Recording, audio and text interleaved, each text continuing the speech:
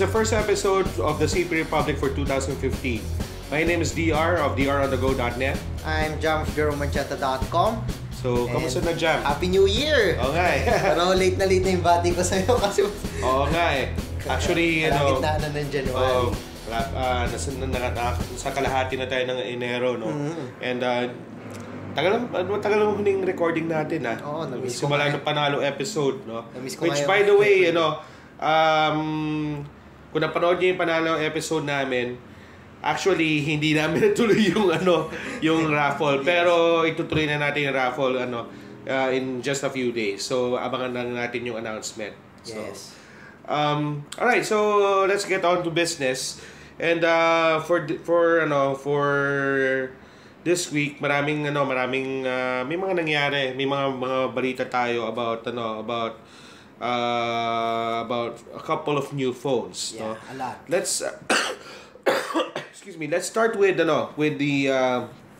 Samsung Galaxy Alpha. Alright. So actually, na-announce na yung Alpha 3 and Alpha 5, the A3 and A5 last year. Yes, actually, I believe na nakapunta lang sa launch nung Alpha, Galaxy Alpha. Galaxy Alpha. Pero wala yung A3 and A5 that time. Oh, wala pa. Iba pa yung nilaunch na last year eh.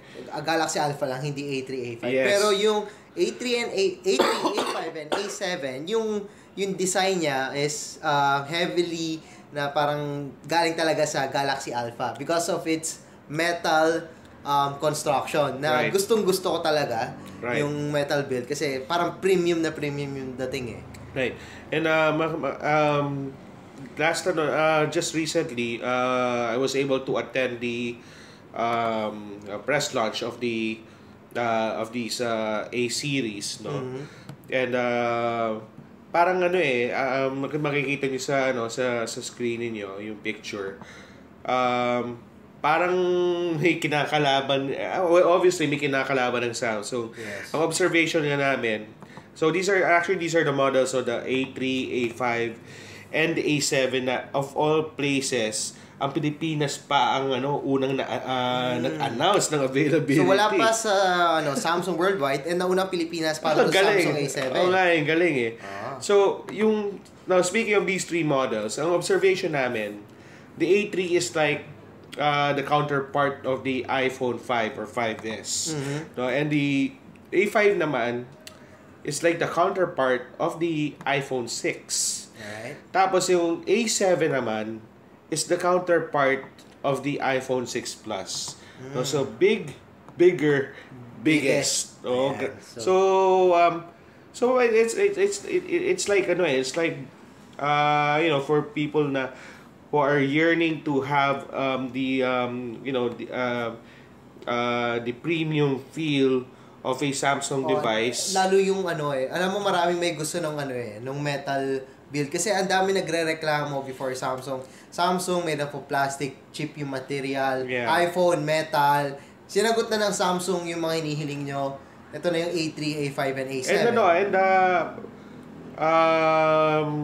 And just imagine lang if you have held the Note 4, para kang humawak ng Note 4. Pero mas mali mga except for the A7, the A5 and A3 are in smaller sizes. Anyway, that quick rundown lang ng specs ng Galaxy A3. Processor niya is a 1.2 GHz Snapdragon quad-core 410 quad-core processor with 1 GB of RAM. Bago yun, no? Bago yung bago yung processor ng 410 ng Qualcomm. 4.5-inch na QHD Super AMOLED display. Ang resolution is 960 by 540. 16 gigs ang internal resolution niya. Storage. Yes, I think it's expandable up to 64 gig.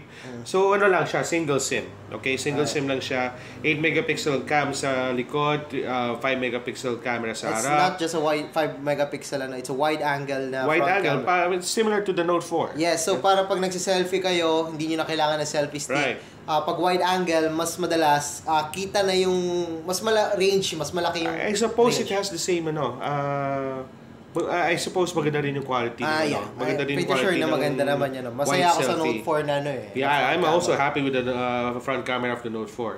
So, of course, it'll be LTE, Wi-Fi, Bluetooth, GPS. It's on KitKat. Battery niya is 1,900 milliamperes. Tapos, the specs naman of the A5, it has the same processor of the A3, 1.2 gigahertz din.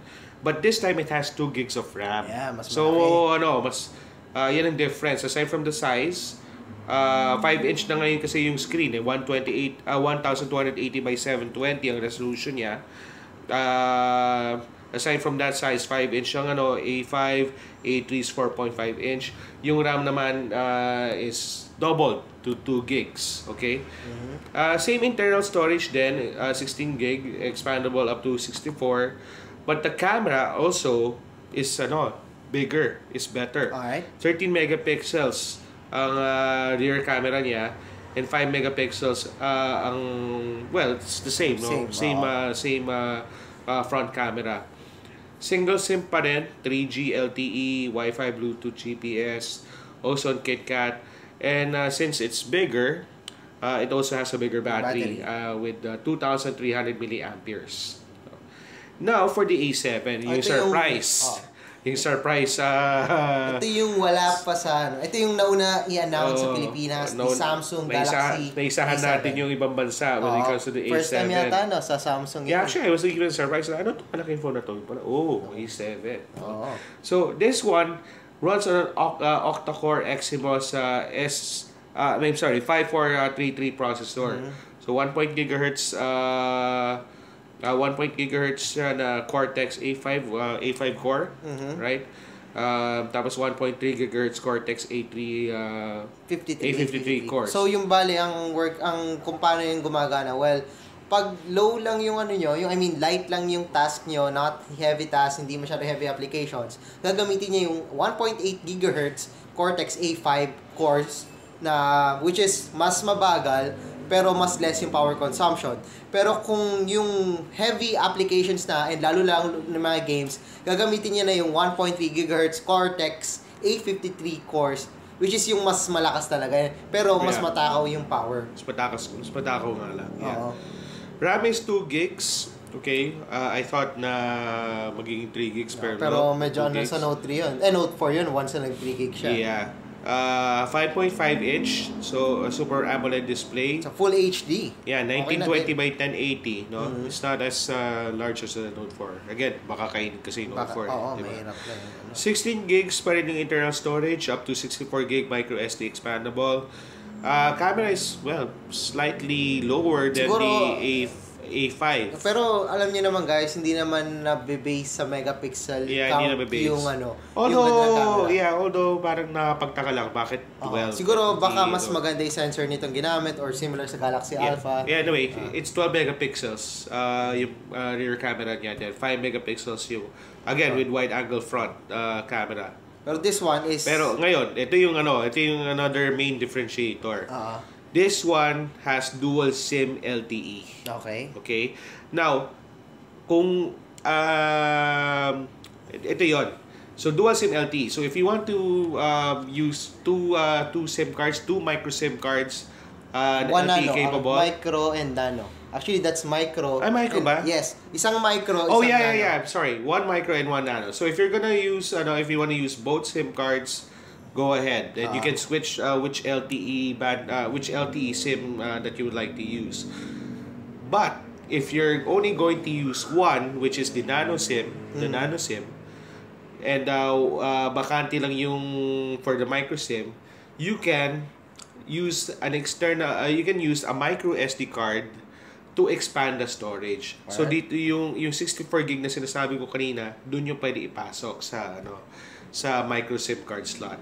So you cannot have everything though, as we wish na dual SIM tapos may micro SIM card slot, but siguro to minimize rin yung size and space. Yeah, sa size kasi and space. Considering na 6.3 millimeters thin lang yung A7. Actually, lahat sila below 7 millimeters yung thickness Which is nila. parang Sobrang nipis. Halos kasing nipis ng iPhone yata. Yeah, mas malapit. Actually, malapit siya sa Galaxy Tab S. Malapit siya sa Tab S. Oh, yung sobrang nipis na tablet, Wow, diba? yeah. So, maganda talaga yun. Pero this one, compared to Tab S, again, metal build tong Galaxy A series. Yeah, exactly. And I mentioned LTE, Wi-Fi, Bluetooth, GPS, but this one comes with NFC, KitKat, Android 4.4, and battery capacity niya is 2,600 milliamperes. Yes. So, magkano naman yung mga presyo? Yung presyo niya, so 16,990 for the Galaxy A3, 19,990 for the Galaxy A5, and 24,990 for the Galaxy A7. Tingin mo ba okay may mga prices? Actually, sa A3, medyo hindi pa ako konbensido. Pero dun sa A5, medyo. Pero yung A7, para sa akin, okay din yung price niya for a Samsung device. Again, this is a Samsung device, not a Xiaomi. Sabihin nyo, ay, Xiaomi na lang ako kasi ganito, ganyan. Yeah. Mas maganda, ganito, ganyan. Pero again, this is a Samsung device. Hindi, iba yung Xiaomi sa Samsung eh. I mean, yes, siguro mas maganda ka yung hardware nandun sa Xiaomi, ganito, ganyan. Pero this one is a Samsung device. Kasi pag bumili ka ng Samsung device, meron ka freebies. Yung apps sa Samsung apps. Yeah, so in the case of Samsung, they're trying to make the experience complete for yung labanan actually for the user. Yeah. Mm-hmm. So I think for me, I think the prices are okay. Mm-hmm. Yeah, except for the A3 na I wish it could be priced lower. But siguro kasi na-disappoint na ako doon sa 960 by 540. Yeah. But again, it's metal. Build niya is metal. It's metal anyway. So, I'm pretty sure na maganda yung feel niya. Na ito yung hinihiling na lahat yung metal build. Right. So, yeah. So, I think it's already available and it's already available in the market. And, actually, papahiramin tayo eh. So, once we receive a review unit, either the A3, A5, or A7, either one of those phones, then we'll review it in one of our future episodes. Yes. Now, next in our news is the kasi CES week, no? For those who don't know, there is a computer electronics show in Las Vegas, which happens every January every year. Sa Vegas din. Asus, no, they had a teaser a couple of weeks back, and this time they made it official.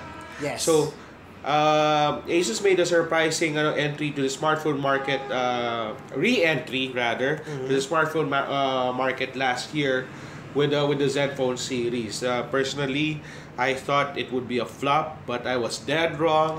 They're doing well, they're doing selling well here in the Philippines as well as in other countries here in Asia. And now at the computer electronics show in Las Vegas, they have announced two phones. Okay, they have announced several products, but since this is the CP Republic, we talk about cell phones. We're going to focus on these smartphones, and these are the Asus Zenfone 2 and the Asus Zenfone Zoo. Yep. Yeah. So yung Zenfone actually, the Zenfone news are this is actually it actually created quite a buzz, sa tech industry as a whole, no? Kasi ang ganda ng specifications niya for its price. Right. Oo. And then sabihin na ba natin yung specs? Yeah. So dito muna tayo sa Asus Zenfone 2. So there's a 5.5-inch Full HD display with Gorilla Glass 3. It has a 1.8 GHz quad-core Intel Atom 64-bit na processor, and yung isang niya is yung 2.3 GHz quad-core. Actually, dalawa siya eh. So it's either 1.8 GHz quad-core, yes, dalawang variations, or the 2.3 GHz quad-core na Z3580. So mas mabilis syempre 2.3. And itong 2.3 GHz na to, ito yung nandun sa may 4 gig na RAM na cellphone. May 4 gig, oh my goodness. 4 gig of 4 gig. Mas malaki pa doon sa laptop ko na may 2 gig. Yung T100 has a 2 gigs of RAM, di ba? Your so phone. Wait, so the yung Yung may 1.8 gigahertz na quad-core Intel 64-bit na processor has the 2 gigs of RAM, right? Yes. Tapos, yung may 2.3 gigahertz na quad-core Intel Atom na 64-bit has 4 gigs of RAM. Yes. So, I can't imagine how it would run. Yun nga din eh. Paano ka ba? Parang tumatakbo sa isip ko na, gano'n kaya ito kabilis? Isipin nyo, 4 gigs of RAM. Pero wait, speaking of, pinag-uusapan natin yung bilis, no? Have you seen the benchmark test? Nako, hindi pa eh. Hindi pa. Actually, may pinost yung yung Facebook group ng Asus Philippines, no? Yung Asus Zenfone Philippines. They posted recently yung benchmark surprising benchmark test ng oh wow, ng Zenfone 2. And it was able to score 43,000 points in take a 2-2. note, hindi pa final yung I'm pretty sure hindi This pa is not yet final because whenever products are announced in CES, it doesn't mean it will be available right away. Yung software madalas doon is parang beta or alpha pa lang, and marami pang optimization. They usually release it like after 1 quarter. At least after 1 quarter. Right. So yes, it was announced, but it doesn't mean that it will be available next month. Probably it will be available in quarter 2 or probably in quarter 2. So that will be around April. So that's like 3 months away or 2 months away from the target announced schedule. Pero which means hindi pa final yung software. Hindi pa final yung software. Siguro nasa beta, panigurado nasa beta stage mo lang yung software nito. Pero kahit na naka-beta software, 43,000 points in a 2-2. That's really unbelievable. And I would like to think na pagdating sa final software nito, it will be a lot more than 43,000. Yeah, sana. A lot more. Sana umabot ang malapit sa 50. It's 64-bit, my goodness. I mean, ito baka nga hindi pa naka-lollipop eh. Pero out of the box, Zenfone 2 will come with lollipop. I think out of the box ba? Out of the box. Oh my god. Oh yeah. Oh yeah. So and yung Antutu baka hindi pa siya optimized for Android L devices. Yeah, baka hindi pa nga optimized. So pwede pang marami pang mangyayari. Kasi sa Android L doon magsusupport yung 64-bit and wait, ito yung baka tanungin ng mga viewers natin. Ano ba yung 64-bit? So basically sa mga actually maraming talaga 64-bit. It's not just the 4 parang yung support sa 4 gigs of RAM. Meron din siya for optimizations, for sa hardware para mas mabilis yung software nyo. I mean, maraming functions ang 64-bit, maraming ginagawa para sa isang device. Pero yung pinaka-main talaga ng hinahanap na consumers, sa 64-bit, masusupport na yung mga 4 gigs of RAM sa mga devices. So, itong 4 gigs of RAM, finally, ma-optimize na siya talaga sa Android Lollipop na nandun sa Asus Zenfone 2. So, Android L plus 64-bit plus processor plus 4 gigs of RAM equals Super phone na. Super duper phone. Teka lang, tapusin mo natin specs bago tayo gulatin sa price. Dual SIM, dual LTE, it has 13 megapixels with dual color real tone flash. That's yung para maple yung color ng isa, and isa is yung para simple na yung nasa LED talaga. Then there's a 5 megapixel na pixel master, then it's a wide angle camera. Yes. Yeah.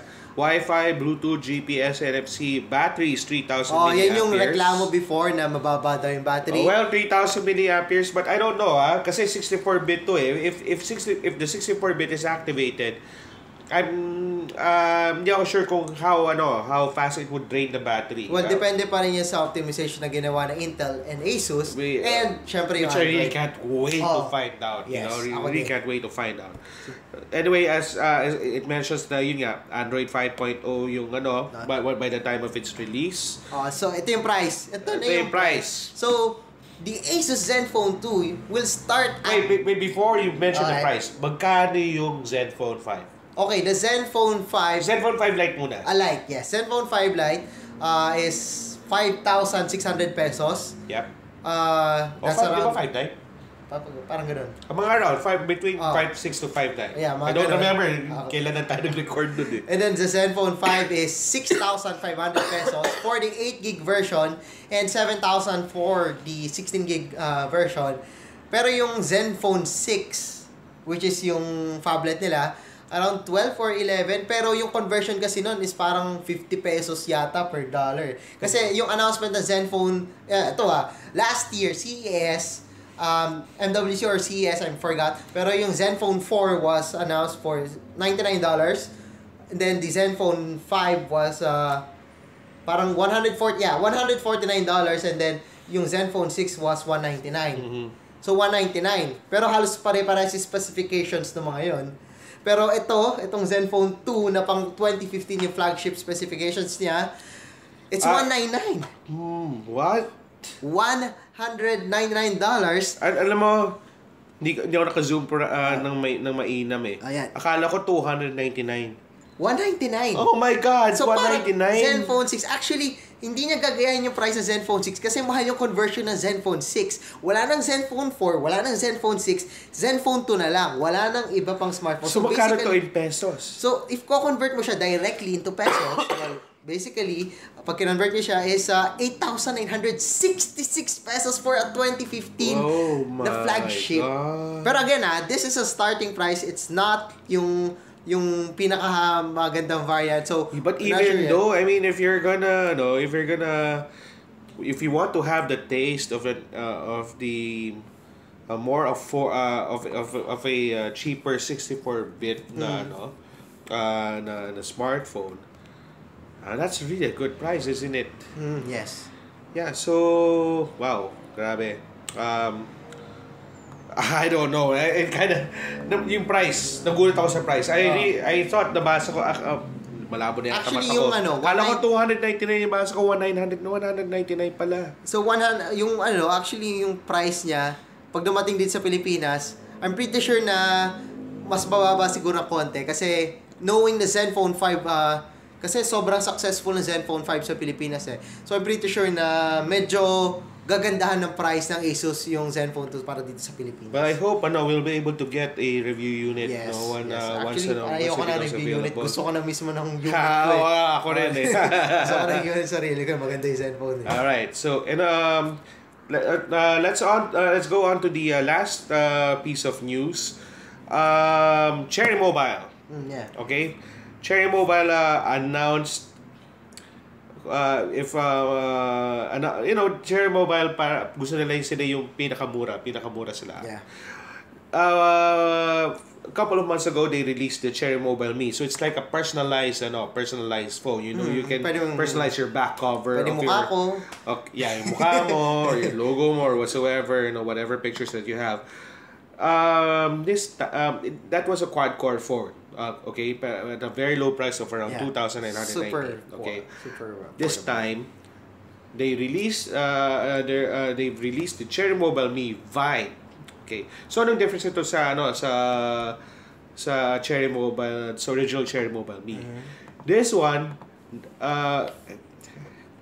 has a faster processor. It has 1.4 gigahertz octa-core processor under its hood. Wow, my goodness. Octa-core na ha, octa-core. So meron siyang 5-inch display, may 1 gig of RAM, 8 gigs of internal storage, expandable up to 32 gig. Tapos may 13 megapixel camera with LED flash sa likod, 2 megapixel front camera, Bluetooth 3.0, Wi-Fi. It supports USB on the go. Battery, unfortunately, is a bit lower at 1,800 milliamperes, and it's on KitKat. Okay, so again, may kasama tong back cover. May kasama siyang scratch card. So if you want to avail of the free personalized back cover, you can use that card. Tanong, Magkano naman? Again, sabi ko kanina, 2,919 Cherry Mobile Me. Octa-core po to yung itong Mi Vibe is now running on octa-core.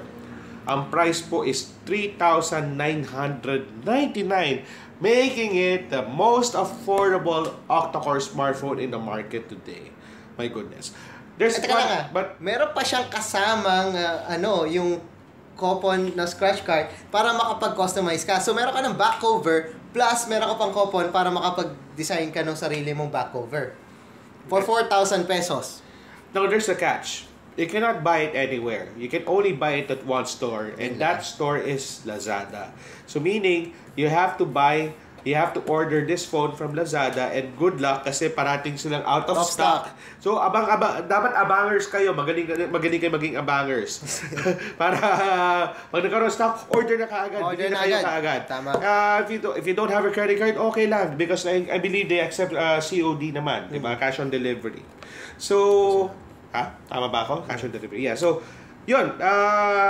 These are the news for this week. Medyo matagal, medyo napahaba-usapan natin, but we have something exciting to feature next sa hands-on review natin. So, please don't go away. We'll be right back. And we're back with the CP Republic's hands-on review segment. And like what we said earlier, exciting yung hands-on itong hands-on segment natin for today. Yes. Okay. May idea ba kayo kung anong telepono na nakikita nyo ngayon? Jam, may idea ka? Ay, ako alam ko na talaga. Akin to eh. Oo nga, akin din yun eh. Okay. If you guys don't have any idea what these phones are, let me go ahead and tell you what it is, or what they are rather.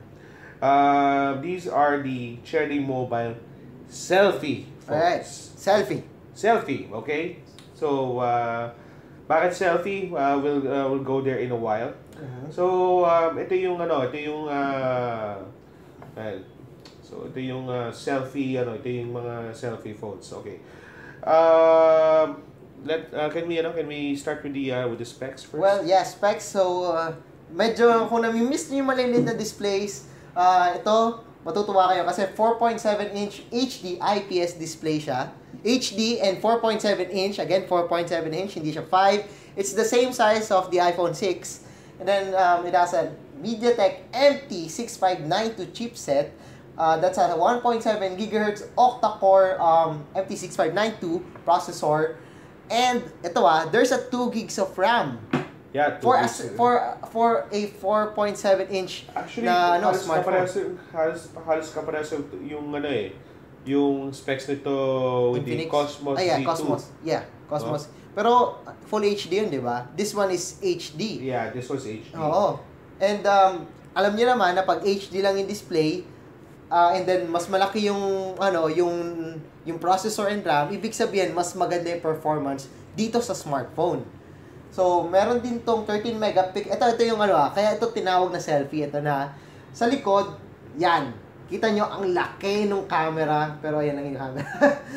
So, naka-emphasize talaga yung camera sa Cherry Mobile Selfie. Ito yung camera, hindi ito ha. Ito, yan. Kung napapansin nyo, yan. So, it's a 13 megapixel AF camera. It's a Sony sensor na camera. Sony sensor pa. With a dual LED flash. Kaya yun.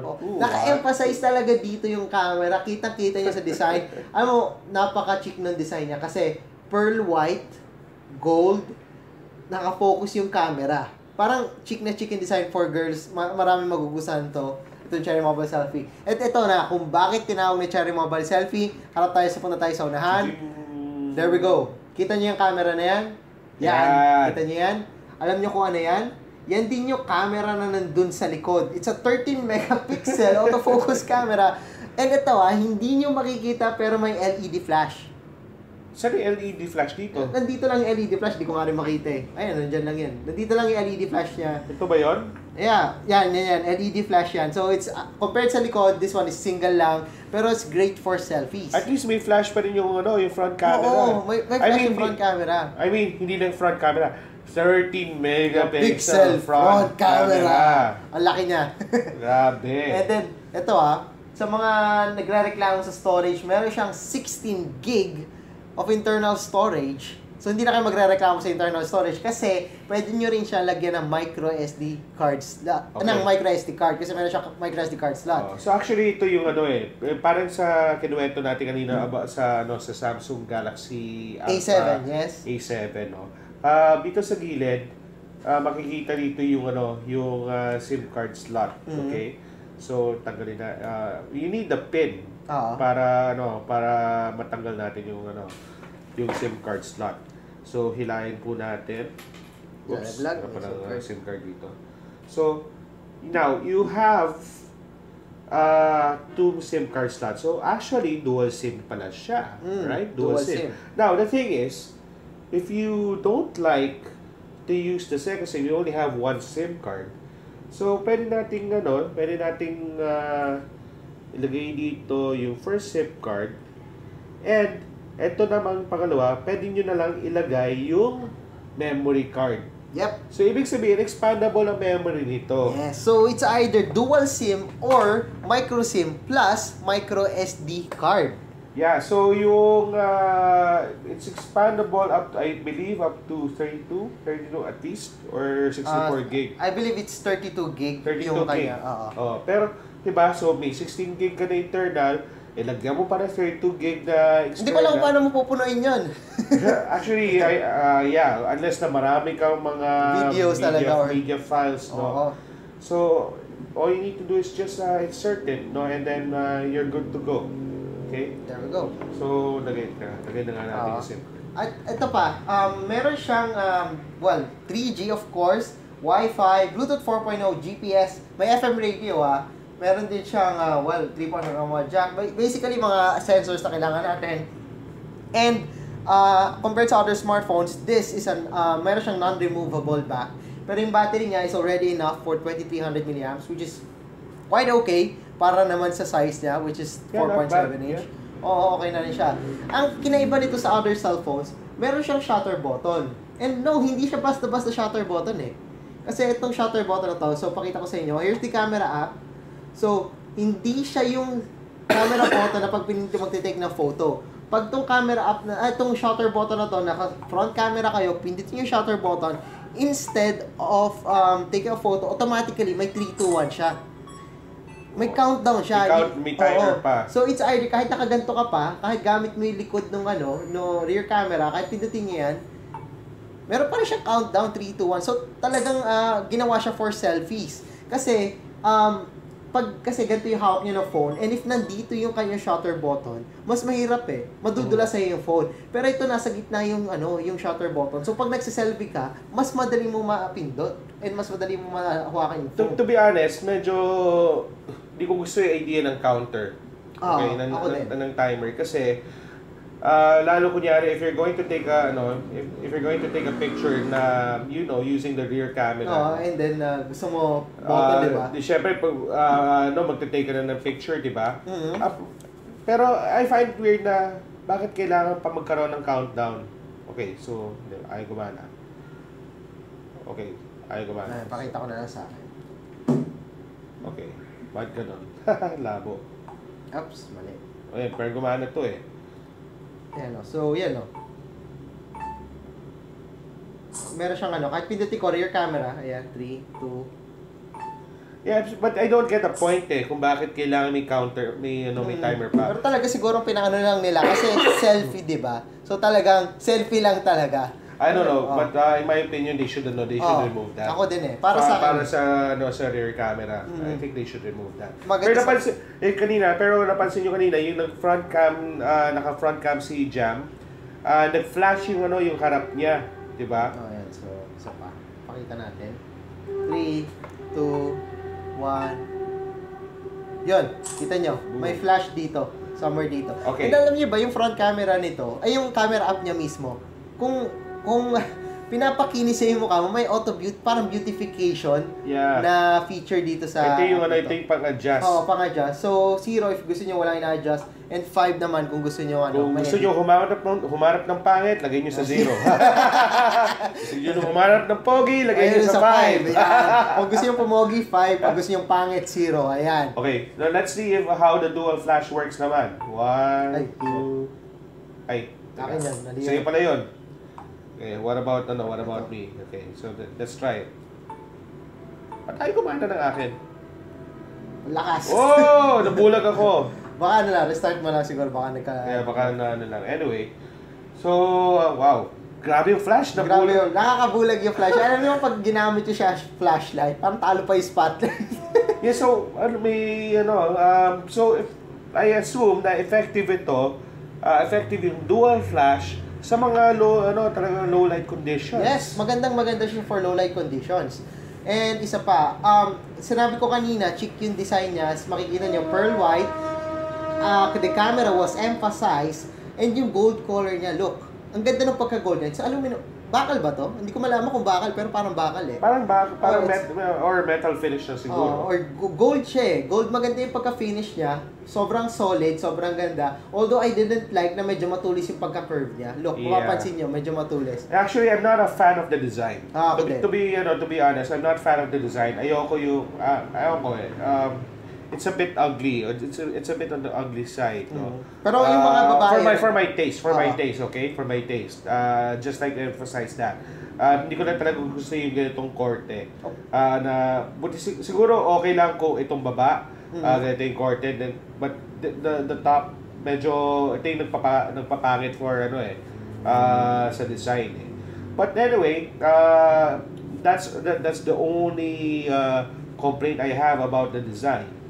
Pero I think like what you said, no, I think the ladies would love it because of the color combination. Yeah. Diba? The metal finishing, gold, parang gold metal finishing, and it's lightweight. super light. Yeah, it's lightweight, and the pictures are also also look nice. Hindi ako talaga mahilig sa flash photography, so. But we tried taking photos of this one was taken sa SM Aura. Ganda. Sa labas ng SM Aura. Ganda ng kulay niya. Yeah, HDR to. Wow. Okay, naka-HDR to. pala, ganda. Yeah, diba? Ganda ng kulay. So, it looks really nice. See? Ganda. Ang ganda ng kuha mo. Wala akong pakita eh. Hindi ako magaling na photographer, pangit. Well, yeah, another photo. So this one was taken sa Magallanes. So again, this is Sony sensor, di ba? So medyo alam niyo naman na Sony sensor, medyo trusted na tayo diyan. Na maganda talaga. Ayan, so makikita niyo ang ganda ng kuha eh. Sobrang ganda nga eh. See? Ganda ng colors look. Yung colors niya. And maganda talaga yung display kahit na 720p. Alam mo, mas gusto ko 720p pag 4.7 eh. Kasi bukod sa mas tipid sa battery, hindi mo naman pansin yung pixel, yung density niya, parang halos ganun din eh. Ang maganda sa akin yung colors, yung outer visibility, yun yung pinafocus ko sa mga displays talaga ng smartphone. Not just the resolution. Yeah, ito naman indoor shot and maganda pa din. Yeah, it still looks nice even without a flash. So yeah, so yan yung mga a few of my sample shots sa using the selfie camera. No, actually may napansin kanina may mga kuha ko ng sapatos. Actually hindi ko ginamit yung rear camera, ginamit ko pa yung front camera to take a picture of it. So mas madaling kuhanan yung sapatos kasi nakikita ko yung yung view nung yung view dahil nakagamit ko nga yung front eh. Diba? Nakikita ko yung using the screen, nakikita ko na paano ko i-angle yung pagkuha ng ng sapatos ko. Sobrang ganda. Ayoko bitawan. But performance-wise, because it's running on octa-core with 2 gigs of RAM. Yakang-yaka yung mga applications as expected. Oh, bros. Viewers, bros, ates, that's 33,690. Woo!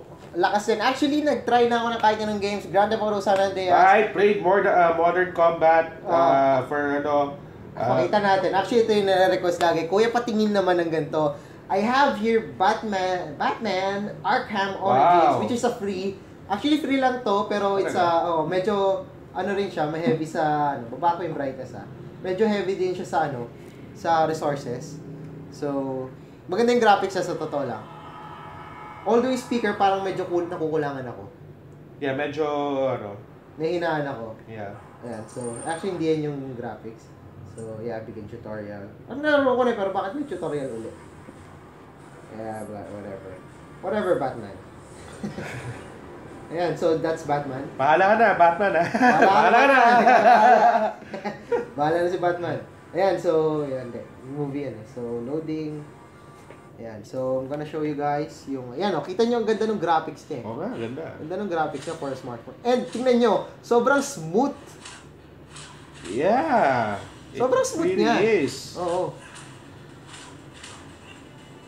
Hindi ko na alam kung anong ginagawa ko. Ano yun, ma-download ko nga yan. Ayan, Okay, special attack. Hindi ko mag-gets to. Ayan. Ilan pala yun. Anyway, kita nyo naman, sobrang smooth nung Batman and even yung Grand Theft Auto San Andreas, which is a PC game and sobrang bigat nun back in 2004. 10 years later, nasa phones yun na walang pinoproblema sa Cherry Mobile Selfie. Sobrang ganda ng performance. Pero may magandang camera ka na both for the rear and for the front camera. Yes, for selfie. Tapos kaya pa niya maglaro ng mga high graphic intensive games. Oh, yes. So parang all-in-one smartphone siya eh. Kasi lahat ng gusto mo, games, except if you're a girl na, kasi mostly girls yung nagugustuhan yung design eh. Mga babae nagugustuhan yung design nito. Yeah, medyo chic daw kasi talaga yung design niya. Yeah, pero if the guys wouldn't mind, 'di ba na Actually okay pa rin naman eh. Pero yun nga, katulad namin, ayaw namin ng ganitong design. Na malaki yung camera sa likod, naka-focus yung I like big cameras at the back and hindi naman talaga malaki yung lens. Yan. Nakaka-intimidate eh. Yun nga eh. So, yeah. Yun. Yeah, so magkano ba yung yung Cherry Mobile Selfie? Yes, it's available for 9,999. That's 10,000 pesos. Correct me if I'm wrong. 9,999 pesos. Yes, so correct me if I'm wrong, pero the Cherry Mobile Selfie is the SRP is 9,999. That's 10,000 pesos. 9,999. So, for its price, actually okay siya eh. Kasi octa-core, yan yung in-expect natin. Siguro mid-range this year. Actually, kasi alam mo, iniisip ko pag octa-core with 2 gigs of RAM, it should be at least 12,000 pesos. Pero this one's 10,000. And, ang focus natin dito, camera. Selfie camera. From the name itself, pang selfie talaga siya. Right. Yun yung maganda dito. Although hindi siya wide angle, kasi selfie, hindi groovy naman. Kung Cherry Mobile groovy, yun, maganda yun for wide angle camera. Pero this one is selfie. So, 13 megapixel, mas maganda yung details. Although, sa mga pangit, medyo, hindi pala. Kasi meron tayong beautification. So, if gusto yung pumogi, gamitin niyo yung 5. If gusto niyo pumangit, 0. Naalala ko dyan. So, yeah, guys. If you want yung mga magandang pang selfie talaga, get the Cherry Mobile Selfie. Get the Cherry Mobile Selfie if you want talaga selfie phone na mura with an amazing performance. Yes. So, pagbibiro sana ako, naalala ko yung kanta yung rap ni Andrew na pumanap ka ng pangit eh. So anyway, syempre ayaw natin maging pangit. Kung gusto natin maging maganda, gusto natin maging gwapo sa mga kuha natin using a selfie phone, we highly recommend buying the Cherry Mobile Selfie. Yes, hindi ka mapapaya sa camera. Whether gusto mong gamitin kung ayaw mong gamitin yung front camera, gusto mo pahirapan ang sarili mo, gusto mo pa rin gamitin yung rear camera, okay lang yan. Front camera, rear camera, it doesn't matter. Both cameras take good photos. And popogi ka kahit anong gawin mo. At hindi ka papangit. Kung gusto nyo papangit, gawin nyo lang 0 yung beauty setting. Tama. Tapos ano nga ba yung isang kanta yun? Kung hindi, sige ka, puso mo iiyak.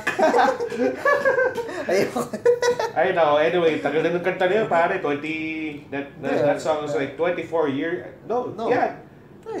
Tama, 25 years ago. 25? No, 24 years ago. It was 1991. So, tanda pa. Hindi ka pa pinapanganak noon dyan. Hindi pa ako pinapanganak. Oh my goodness, matanda na ako. Anyway, so dito nagtatapos ang segment natin sa hands-on review ng The CP Republic.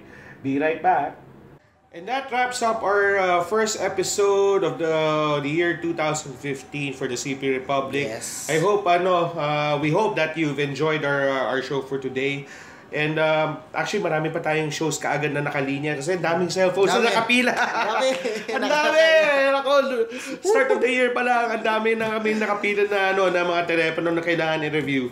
So, hindi kayo mag-aabang na matagal. Meron panibagong show kaagad. So, please don't forget to subscribe sa the CP Republic, youtube.com/DR Networks. Yes. Tapos, again, follow us, facebook.com/the CP Republic. Follow us on Twitter @the CP Republic. And if you have any questions or about cell phones, send us an email at thecprepublic@gmail.com. Yeah. Any last words, Jan? Well, yung ating Facebook and Twitter and email. Yeah. Yeah. And the contest, please join our contest with the Panalo phones. We're giving away the Panalo Phone 3 and the Panalo Android phone. So, these are yun ang New Year pambuenas natin. Yes. Okay. Sa wakas, natupad nyo yung mga hinihiling nyo na parapol ka naman dyan. Parapol naman kayo. We'll try our best to have raffles as much as possible para naman sumaya yung natin, yung mga viewers natin. So that's it. And again, thank you for supporting our show. Thank you for watching. And see you at the next episode. Bye everyone.